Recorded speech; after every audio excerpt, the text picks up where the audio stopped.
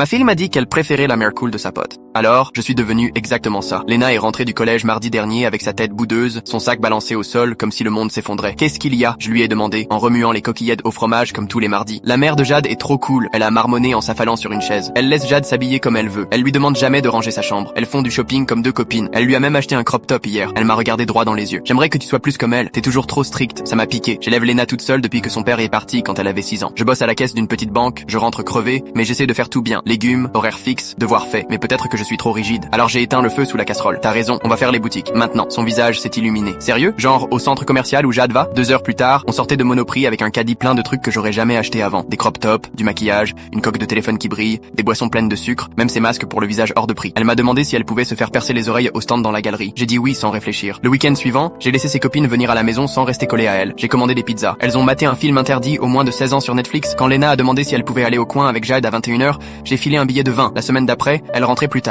La mère de Jade la laisse sortir jusqu'à 23h même les soirs d'école. Elle m'envoyait un texto à 22h30. Je répondais OK, même si j'avais l'estomac noué. Puis ses notes ont chuté. Un 7 en maths, du jamais vu. Quand j'ai voulu en parler, elle a haussé les épaules. Jade a eu pire et sa mère s'en fout. Elle dit que les notes, c'est pas si important. Mais Lena rigolait plus souvent. Elle me prenait dans les bras, me disait que j'étais devenu cool, et j'avoue, ça faisait du bien. Jusqu'à jeudi, j'ai reçu un appel du collège. Madame Dupuis, il faut venir tout de suite. Lena s'était fait choper en train de vapoter dans les toilettes avec d'autres élèves. J'ai foncé en voiture, les mains tremblantes. Quand je suis entré dans le bureau du directeur, elle était là, toute petite, les yeux rouges, son maquillage coulé, son crop top trop adulte pour son corps frêle. Elle avait l'air perdue. C'est pas son genre du tout, a dit le directeur. Quelque chose a changé chez vous? J'ai fixé ma fille. Vraiment fixé. Ce soir-là, on a beaucoup parlé. Et elle a craqué. Je voulais même pas vapoter. Elle a sangloté. Mais Jade a dit que si je le faisais pas, je pouvais plus rester avec elle. Et sa mère, elle est pas cool. Elle s'en fout, c'est tout. Jade m'a dit qu'elle aimerait que sa mère s'occupe d'elle comme tu le faisais avant. J'ai eu le cœur brisé. En voulant être la mère cool, j'avais arrêté d'être la maman dont Lena avait besoin. Le lendemain matin, j'ai tout viré. Les crop tops, les boissons, le maquillage. J'ai remis les horaires, les corvées, les légumes. Quand elle a râlé, je l'ai fait asseoir. Être cool, ça veut dire que je fais plus mon rôle. Et ce qu'il te faut, c'est une maman, pas une copine. Elle a boudé 2 jours. Puis, pendant que je préparais le dîner,